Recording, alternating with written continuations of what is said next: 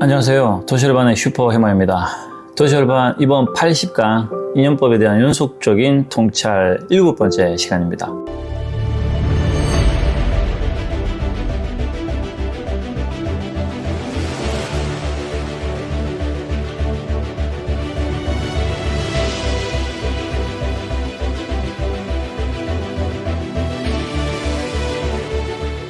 인연법을 연속적으로 통찰하는 시간 벌써 7번째 시간입니다. 이번 시간에는 마무리를 조금 해볼까 합니다. 자, 인연법에 대한 통찰은 이번 7번째 시간에 이렇게 마무리를 하겠지만 사실 도시열반에서 통찰하는 또는 고찰하는 모든 내용의 근본적 핵심은 인연에 관련된 내용들입니다. 다른 사람의 인생을 들고 와서 통찰하는 것도 인연에 관련된 것을 통찰하는 거고, 저의 인생을 끄집어내어서 통찰하는 것 또한 인연에 관련된 거겠죠. 그래서 인연법을 연속적으로 통찰하는 시간은 이 시간으로 마무리되겠지만, 앞으로도 지속적으로 도시열반에서 고찰하는 통찰하는 모든 내용의 근본적인 핵심은 인연법이기 때문에 이 부분을 참조를 하시기 바랍니다. 자, 제가 인연법을 연속적으로 통찰하는 시간에서 저의 인생이죠, 운명적으로 일어났던 필연에 대해서 설명을 좀 드렸죠. 그 내용들을 들어보셨겠지만 정말 한치의 거짓이나 과장이 없이 있는 것들 팩트를 설명을 드린 거거든요. 자, 그 내용들을 들어보셔서 아시겠지만 우리 인간이 가진 어떤 상식이나 논리적으로 해석할 수 없는 부분들이 분명히 들어가 있었죠. 자, 그러면 이렇게 상식적으로 논리적으로 해석할 수 없는 부분들이 비단 저의 인생, 저의 운명 안에서만 그런 현상들이 발생을 하느냐? 그렇지 않습니다. 이 영상을 보시는 분들도 분명히 각자의 인생 안에서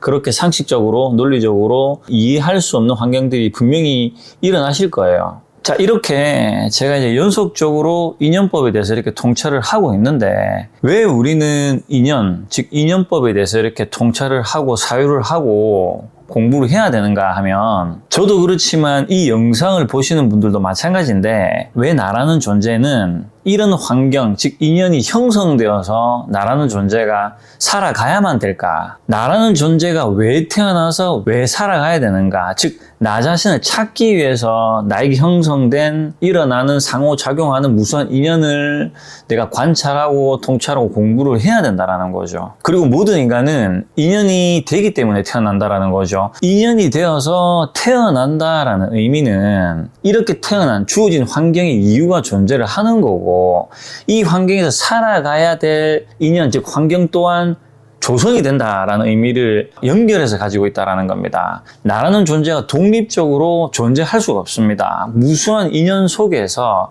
상호작용을 통해서 존재를 하거든요. 어쨌든 결론적으로 인연이 있기 때문에 태어나고, 인연이 있어서 태어나기 때문에 살아가야 될 환경, 인연 또한 형성된다. 이것을 우리가 운명이라고 얘기를 하고, 이 운명 속에 정해진 숙명과 필연들이 존재를 하게 된다. 나라는 존재는 이렇게 무수한 인연과 그 안에 숙명과 필연을 거쳐가면서 나의 운명을 살아가는 존재가 된다라는 거죠. 자, 어쨌든 이렇게 큰 범위 안에서 인연이라는 것이 이렇게 형성이 된다라고 이제 설명을 드린 거고, 자, 이번 시간에는 말씀드렸다시피 중요한 포인트죠. 몇 가지만 좀 간추려서 고찰을 한번 해보겠습니다.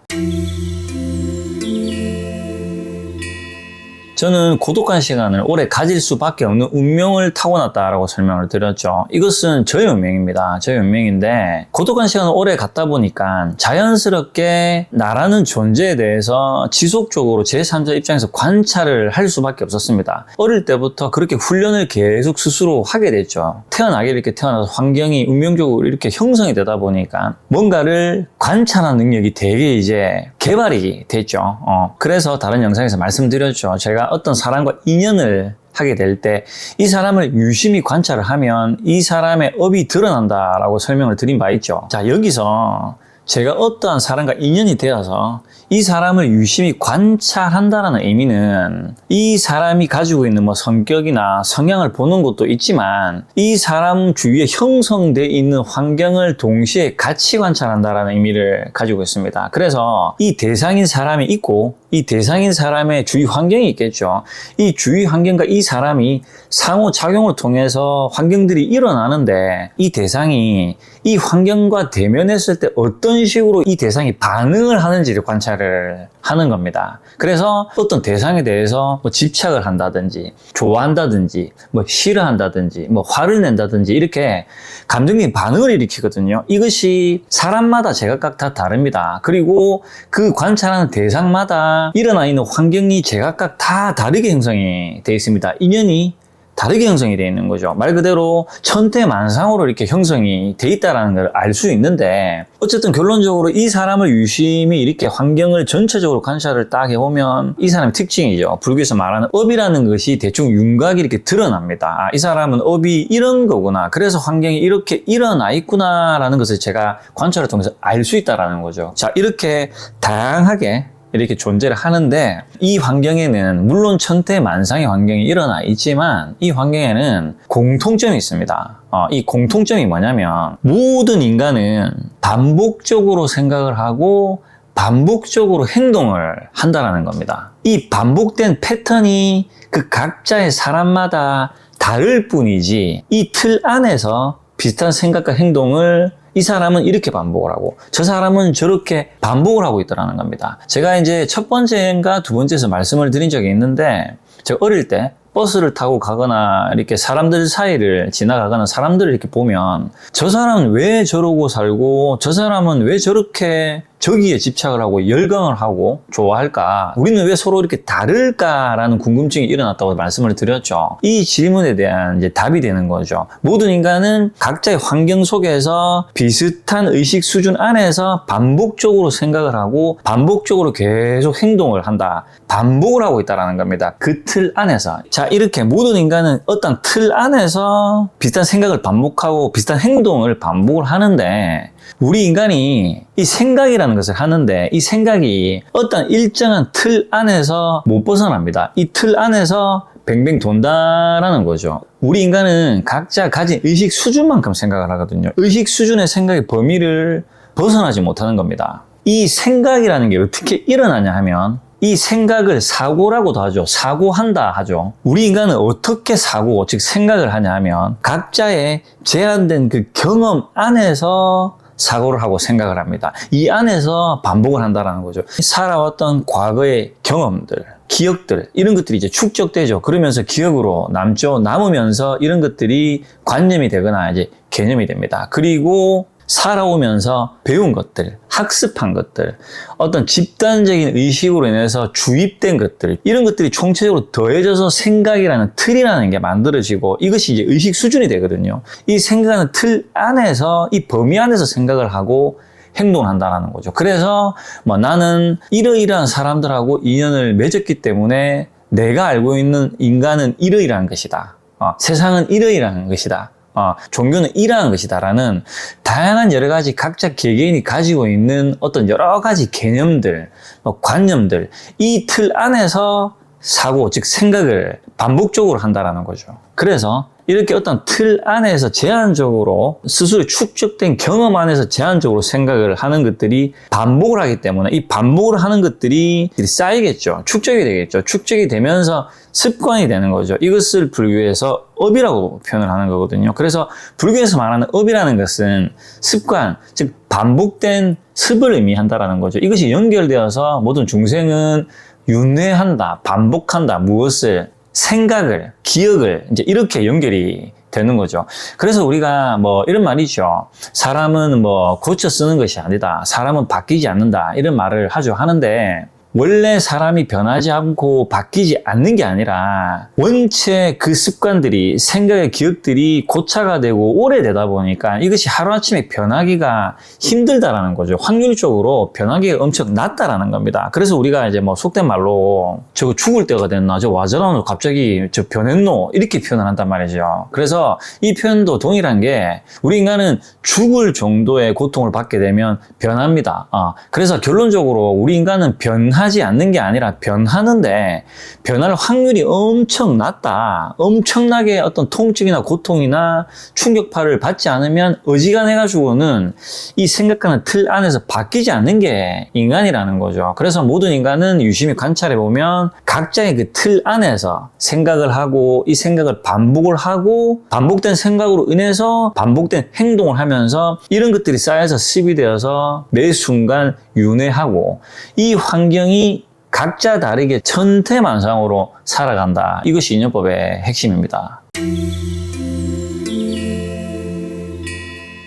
자, 그리고 제가 이제 영상 안에서 필연에 대해서 설명을 드렸죠. 필연은 뭐 숙명하고도 비슷한 의미를 가지고 있다. 숙명은 정해진 명이고 필연은 반드시 만나야 될 연을 뜻한다라고 설명을 드렸죠. 뭐 이 부분은 누구나 다 잘 아실 겁니다. 필연은 나에게 필요한 환경, 즉 조건을 의미한다. 내 마음에 드는 게 아니라 내가 나의 운명을 가기 위해서, 그러니까 살아가기 위해서 필요한 환경, 즉 조건을 의미한다고 설명을 드렸죠. 그렇기 때문에 필연은 필연적으로 환경이 형성이 되기 때문에 내가 좋아서 뭐 선택을 하거나 싫어서 뭐 선택을 하지 않는 그런 환경이 아니다.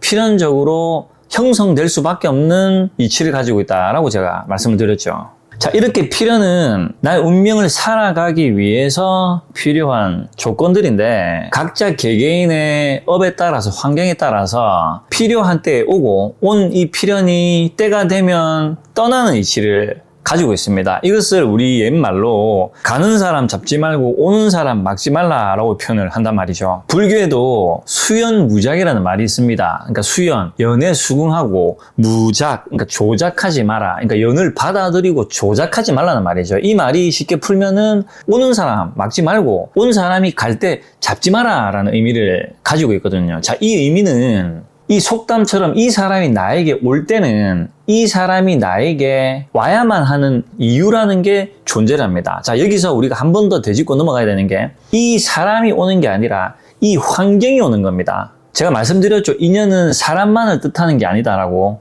환경을 뜻한다라고 설명을 드렸죠. 어떤 환경이 나에게 온다라는 것은 내가 이 환경에서 무언가를 느끼고 배워야 될 게 있기 때문에 이 환경이 나에게 접촉을 하는 겁니다. 인연이 된다라는 거죠. 어쨌든 어떤 사람이 나에게 때가 되어서 온다라는 것은 이 사람이 나에게 어떤 역할을 할 게 있기 때문에 오는 겁니다. 역할을 하기 위해서 오는 거죠. 인연법에 따라서. 그리고 이 사람이 이 역할을 다 하거나 이 역할이 끝나게 되면 때가 되어서 떠나게 되는 이치를 가지고 있습니다. 자, 그런데 여기서 중요한 게 뭐냐면 우리 인간은 집착을 가지고 있기 때문에 그리고 나의 식으로 분별하기 때문에 내가 좋은 것은 계속 더 가지려고 하고 인연을 더 하려고 하고 싫은 것을 밀어내려고 합니다.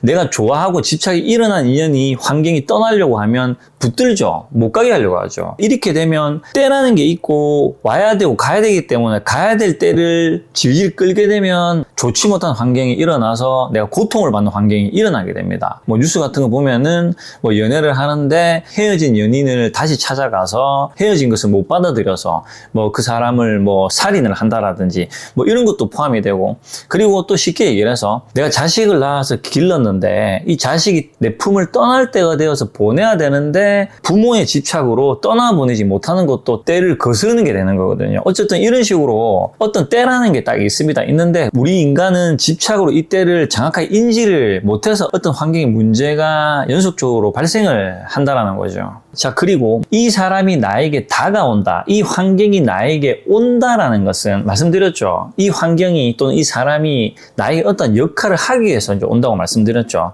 이 역할은 뭐 다양하겠죠. 뭐 내가 지금 모순이 많아서 이 모순을 교정하기 위해서 오는 역할도 있을 거고 내가 좀 힘든데 이 힘든 역경을 좀 이겨내기 위해서 도움의 손길을 주기 위해서 오는 환경도 있습니다. 어쨌든 다양하게 이렇게 환경으로 오는데 특히 내가 모순을 교정하기 위해서 어떤 인연이 오게 되면 이 환경이 나에게 고통을 줍니다. 이게 사람이 됐든 뭐가 됐든 나에게 고통으로 이제 작용을 합니다. 트러블이 생기고 부딪힘이 생기고 여러 가지 문제들이 생기죠. 왜냐? 나 스스로 모순을 교정해야 되니까. 나 스스로를 성찰하고 돌아봐야 되죠. 자, 그런데 이 돌아보는 인연법에 의한 기한이 무한대로 시간이 있는 게 아니라 그 인연마다 정해져 있습니다. 이 환경이 와서 이 역할을 하는데 내가 끝까지 고집을 부린다. 그럼에도 그럼 이 인연이 계속 지속적으로 기다리느냐? 그렇지 않습니다. 때가 되면 이 인연이 끝난다라는 거죠. 내가 이 역할을 통해서 모순을 교정을 못했다. 고집을 계속 부렸다. 그러면 어떻게 되냐면 이 역할이 때가 되면 끝나겠죠. 지나갑니다. 지나가고 나서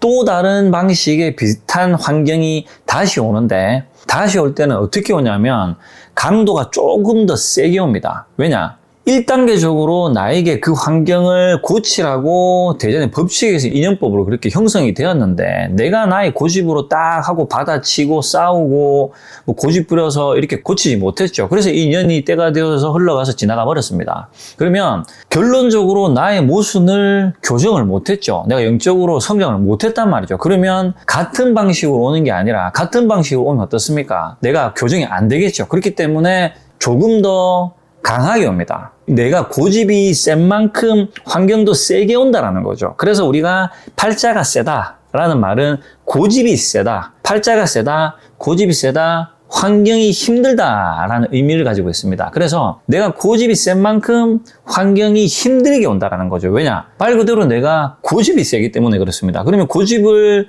꺾거나 성격을 깎거나 낮춰야 되겠죠. 그래서 우리가 왜 그런 말 하죠. 나이가 들고 살아보니 성격이 깎여서 둥그러지더라. 옛날에는 되게 모가 많이 났었는데 계속 깎여가지고 이렇게 성격이 좀 지금은 좀 둥그러졌다. 뭐 이렇게 이제 표현을 하죠. 그게 이제 그런 의미에서 나온다라는 거죠. 어쨌든 이렇게 인연은 이유가 있어서 때가 되어서 오고 때가 되어서 가는데 내가 그 안에서 이유를 찾고 나 스스로 교정하고 관찰하는 시간을 가지면서 나아가야 된다는 거죠.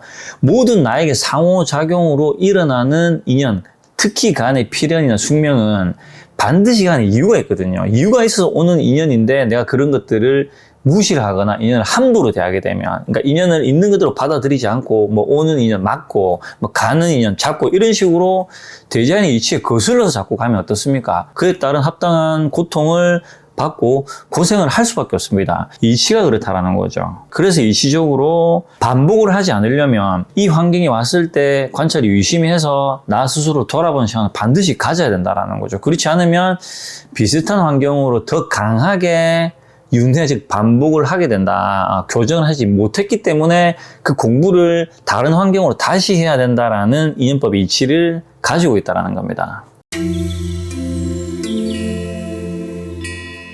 자, 우리 인간이 이렇게 태어나서 수많은 인연 속에서 서로 상호작용을 통해서 서로 의지를 해서 이렇게 나라는 존재가 살아가는데 이 세상이라는 곳은 대자연의 법칙이라는 것이 존재합니다. 이것도 이제 지난 시간에 말씀을 드렸죠. 대자연의 법칙은 대자연 스스로 이렇게 운용이 되는데 불교에서 붓다가 법등명, 자등명 이 두 가지만 하라라고 얘기를 했죠. 자등명은 나 스스로를 믿고 가는 거고 법등명이 자연의 법칙을 얘기하는 겁니다. 대자연의 법칙은 이러이러하다. 이것은 내가 태어나기 전부터 이러이러하게 존재를 했다라고 설명을 하죠. 이것을 진리라고 표현을 하거든요. 대자연의 법칙 그 자체가 진리입니다. 자, 대자연의 법칙은 어떻습니까? 봄이 오면 여름이 오고, 여름이 지나면 가을이 오고, 가을이 지나면 겨울이 오죠. 겨울이 지나면 다시 봄이 오죠. 이것을 누가 조작하는 겁니까? 누가 핸들링하는 건가요? 아니죠. 대자연의 규칙 자체가 그렇게 흘러가고 사계절이 돌아가죠. 그리고 이 대자연의 법칙이 또 뭐가 있냐? 이원성의 구조를 가지고 있습니다. 그래서 더운 게 있고 반대로 추운 게 있고 이것도 연기법으로 의지를 하는 거죠. 더운 게 있기 때문에 추운 게 있죠. 그리고 낮이 있고 밤이 있습니다. 비슷하게 밝은 게 있고 밝기 때문에 어두운 게 있죠. 그래서 더웠다가 추웠다가 더웠다가 추웠다가 밝았다가 어두웠다가 밝았다가 어두웠다를 반복을 하고 계속적으로 변화를 하고 있는 겁니다. 이것이 대자연의 법칙이거든요. 우리 인간은 태어나면 이 환경 속에 적응하고 살아나가야 됩니다. 그래서 붓다가 대자연의 법칙은 재행이 무상하다. 재행무상이기 때문에 하나에 집착을 하는 것은 어리석은 것이다. 하나에 집착을 하면 반드시 고통을 받게 된다. 왜냐? 모든 것은 변하고 지나가는 대자연의 법칙에 종속되기 때문에 그런 것이다 라고 설법을 했죠. 자, 이렇기 때문에 우리 인간이 살아가는 이 환경에는 사계절처럼 각자의 운명 속에도 매 순간 사계절처럼 이렇게 순환을 한다라는 거죠. 그래서 제가 첫 번째에서 벚꽃 영상을 보여드리면서 말씀드렸죠. 어떤 사람은 봄의 시기가 온 사람이고, 어떤 사람은 여름, 어떤 사람은 가을, 어떤 사람은 겨울의 시기를 살아가는 그 구조를 각자 다르게 살아가고 있다는 거죠. 그러니까 우리가 지금 겪는 이런 물리적인 사계절이 아니라 각자 인생 안에 펼쳐지는 그 계절의 변화라는 것이 있단 말이죠. 이것을 이제 명리학 공부를 해보면, 이제 명리학은 조후학이다 이래가지고 뭐 덥고 춥고를 계산을 한다 뭐 이렇게 얘기를 하거든요. 그래서 뭐 내 인생에 이제 봄날이 온다, 지금 내 인생은 혹독한 겨울의 시기다, 이제 이런 식으로 이제 표현을 하는데, 어쨌든 모든 인간은 사계절의 변화 속에서 살아가고, 봄에 꽃이 피는 시기가 되면 꽃은 자연스럽게 피는 겁니다. 꽃은 스스로 피는 거죠. 내가 꽃을 피워야지 하는 게 아니라 봄이 오면 꽃이 피는 겁니다. 그리고 반드시 핀 꽃은 지게 되어 있습니다. 여름이 오고 가을이 오죠. 그리고 혹독하게 이겨내야 되는 추위, 즉 겨울이 온다라는 거죠. 봄이 지나면 반드시 겨울이 오게 되어 있습니다. 이것은 인간은 피할 수가 없습니다. 모든 인간은 이 대자연의 법칙의 규칙에 종속된다라는 거죠. 그리고 반대로 혹독한 겨울을 이겨내면 어떻습니까? 반드시 봄은 오게 되어 있습니다. 이것은 인간 개개인의 노력의 여부와 상관이 없다라는 거죠. 모든 인간이 이 구조를 거쳐서 살아가야 됩니다. 그래서 우리가 뭐 운을 좋게 하는 방법 이래가지고 뭐 꽃길만 걷고 싶다, 꽃길만 걸어라 이렇게 표현을 하는데, 인간의 욕심이죠. 꽃길만 걸을 수가 없습니다. 꽃길을 걷는다면 반드시 가시밭길도 지나가야 된다라는 거죠. 이것이 우리가 살아가는 대전의 법칙의 이치가 된다라는 거죠. 그래서 불교에서는 우리가 살아가는 이 곳을 속세라고도 하고, 그 다음에 사바세계라고도 합니다. 사바세계를 참아내야 되고 견뎌내야 되는 세상을 사바세계라고 한다, 뭐 이렇게 이제 표현을 한단 말이죠. 그 이유가 이제 모든 인간은 태어나면 생로병사, 즉 나이가 들고 늙고 병들어 죽는 이 구조에서는 그 어떤 인간도 벗어날 수 없다. 뭐 돈이 제 아무리 많더라도 이 환경에서, 그러니까 이 대자연의 법칙 안에서는 절대로 못 벗어난다라는 구조를 가지고 있다는 겁니다. 그래서 결론적으로 모든 인간은 잘나고 못나고를 떠나서 좋은 날이 있으면 힘든 날이 있고 꽃길이 있으면 가시밭길이 있다는 것을 인지하고 알아야 된다는 거죠. 우리가 살아가는 인생 자체가 그런 구조를 가지고 있기 때문에 운이 항상 좋은 사람은 이 세상에 존재를 하지 않는다는 겁니다. 이 이치를 알고 이 인연의 구조를 알고 우리는 살아가는 것이 현명하다는 거죠. 자, 이제 마지막입니다. 마지막이 이제 가장 중요한 부분인데, 인연법이라고 해서 제가 이제 전방위적으로 통찰을 하고 있지만, 이 영상을 보시는 각자 개개인의 그 천태만사의 환경 하나하나를 다 말로 설명을 할 수가 없겠죠. 그래서 나의 환경 속에서 나를 찾아간다는 것은 곧 나의 인연을 내가 이해하고 환경과 마주하면서 찾아가는 것과 동일한 의미를 가지고 있죠. 세상은 나의 거울이다, 이런 말 들어보셨죠?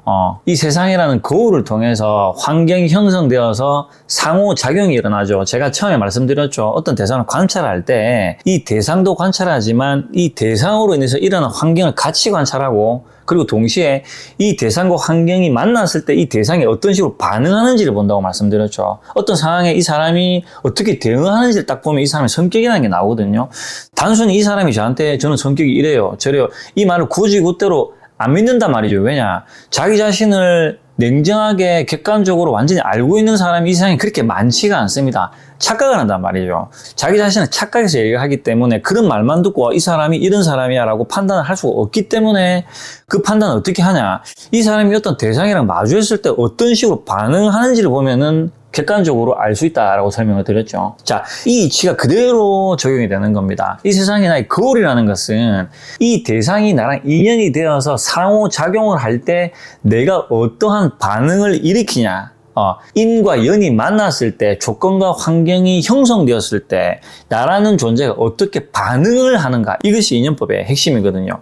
사람마다 반응을 하는 게 다르다. 똑같은 환경이 와도 집착을 하는 사람, 뭐 관심을 가지는 사람, 무심한 사람, 이렇게 반응하는 정도가 다르기 때문에 천태만성으로 환경이 반복적으로 다르게 일어나는 겁니다. 예를 들어서 도박에 중독된 사람, 도박을 봐도 전혀 관심이 없는 사람, 뭐 술에 중독되는 사람, 술을 봐도 전혀 관심이 없는 사람, 뭐 여러 가지가 있겠죠, 그죠? 이렇게 하나하나 열거할 수 없는 수많은 것들이 반응하는 정도가, 그러니까 상호작용을 하는 것이 사람마다 다르다는 거죠.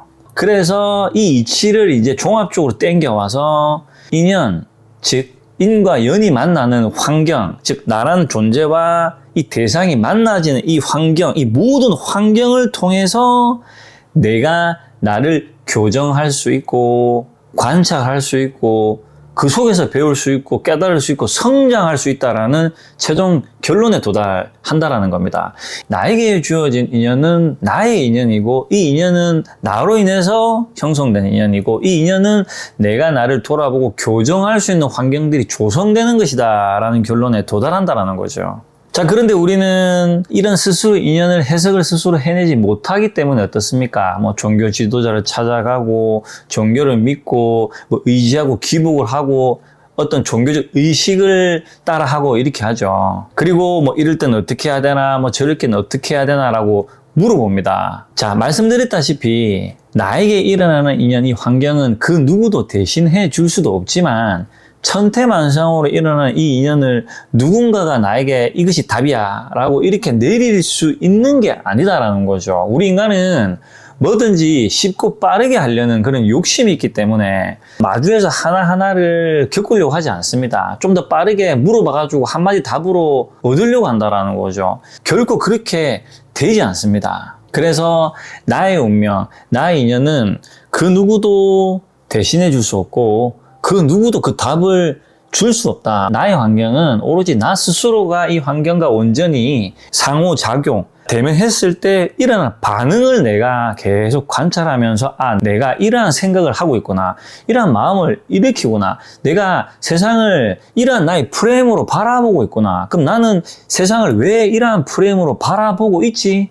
나는 과거에 이러한 기억들 때문에 내가 이렇게 이 세상을 바라보고 있구나. 저것에 대한 편견을 갖고 있구나라는 이런 결론에 도달할 수 있다는 거죠. 이 결론은 그 누구도 대신해 줄 수 없고 이 하나하나 미세하게 각자 개개인이 겪는 그 중간중간에 겪는 모든 깨달음을 말로 설명하기가 힘들다라는 겁니다. 인간의 언어로 설명하는 게 한계가 있다라는 거죠. 그래서 무수하게 일어나는 이 환경 속에서, 인연 속에서 고뇌하는 것도 나고, 즐거워하는 것도 나고, 기뻐하는 것도 나고, 고통받고 힘들어하는 것 또한 나 자신이라는 거죠. 이것은 다시 말씀드리지만 그 누구도 대신해 줄 수 없다라는 겁니다. 그래서 나에게 일어나는 이 모든 환경이라는 것은 오로지 나 스스로만이 마주하고 대면하고 피하지 않고 관찰할 때, 그리고 이 속에서 우리가 이제 가지고 있는 관념들, 개념들이 있죠. 집단 의식으로 만들어진 것들. 뭐 이래 해야 된다, 저래 해야 된다, 이건 이거다, 저건 저거다. 책에서 배우고 이런 지식들이라고 하죠. 상식들. 이런 것들이 갇혀가지고 이래 해야 된다, 저래 해야 된다. 매이면 안 된다라는 겁니다. 왜냐? 이런 것들은 정답이라는 게 없거든요. 누가 이것이 답이야 하면 그 답은 저 사람의 환경의 답이지 내 인생의 답이 아니단 말이죠. 그렇기 때문에 한 개개인의 그 하나하나의 미묘한 궁금증을 다 풀어드릴 수가 없다라는 거죠. 그 문제들은 큰 틀이라는 범위 안에서 저랑 같이 이런 것들을 고찰하시고 각자 개개인의 삶 안에서 풀어나가셔야 된다라는 겁니다. 그것은 다시 말씀드리지만 그 누구도 대신해 줄 수 없다라는 거죠. 그래서 이제 결론적으로 우리가 뭐 진리를 찾는다, 마음 공부를 한다 하는데 진리라는 것은 어떤 특정한 종교 집단이나 어떤 특정한 종교 의식 속에 있는 게 아닙니다. 뭐 불교로 쳤을 때 뭐 연부를 하고 뭐 목탁을 두드리고 뭐 천배를 하고 삼천배를 하고 뭐 기독교로 쳤을 때 예배를 드리고 뭐 신께 기도를 하는 이런 종교 의식 속에 있는 게 아니다라는 거죠. 진리라는 것은 이 대전의 법칙을 이해하고 나의 환경, 즉 상호작용하는 나의 인연 속에